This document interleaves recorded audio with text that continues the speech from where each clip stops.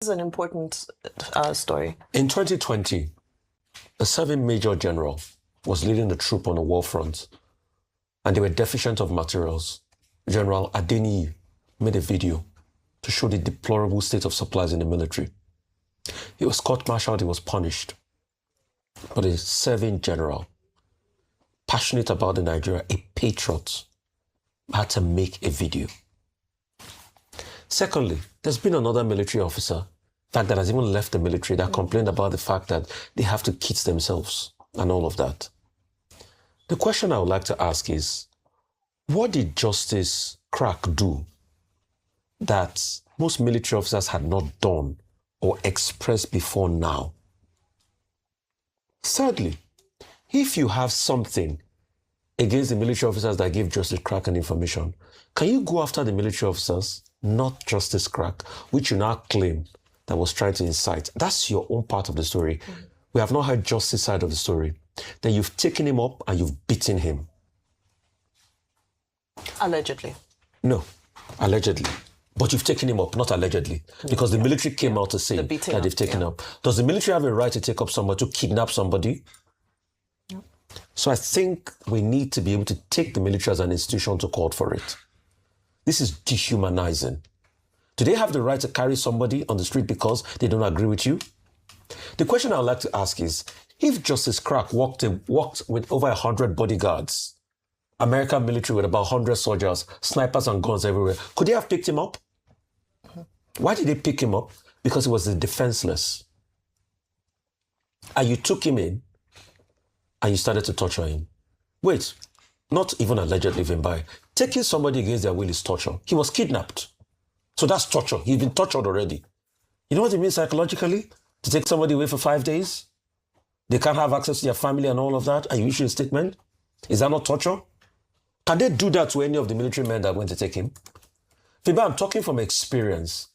Because a journalist also wrote a story against the Minister of State for Defense, and he was taken in. It was me that he called, and I intervened. And I called people in government to ensure the guy gets out.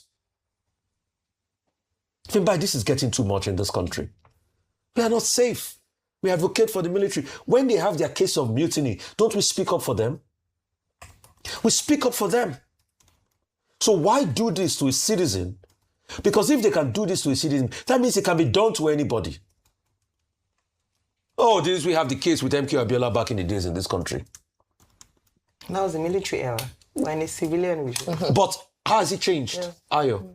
How has it changed? There should be a stark difference. Just only the other day, people, like I said before, please, Ayo, Vimbai, I yield my right to speak on other topics. If this is the only topic I want to speak on today, please let it be the case. So how has it changed?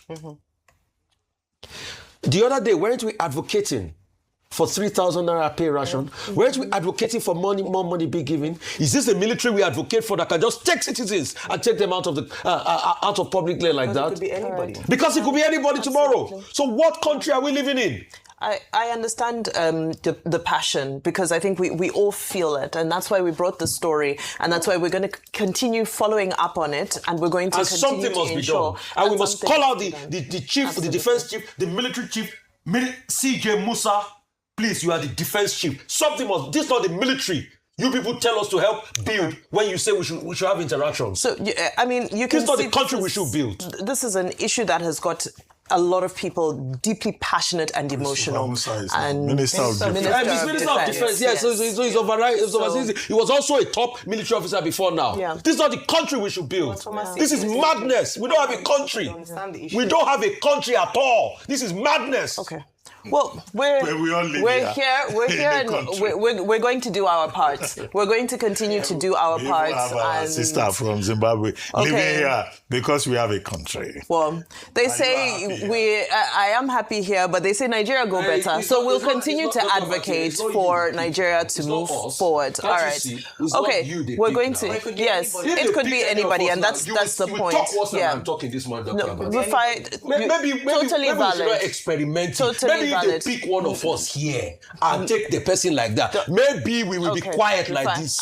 I understand. I understand. And a lot of people, like I said, this is a deeply concerning issue and something that we're all very passionate about. We'll continue to play our part, and we encourage all of the authorities that be to also diligently and dutifully play their parts.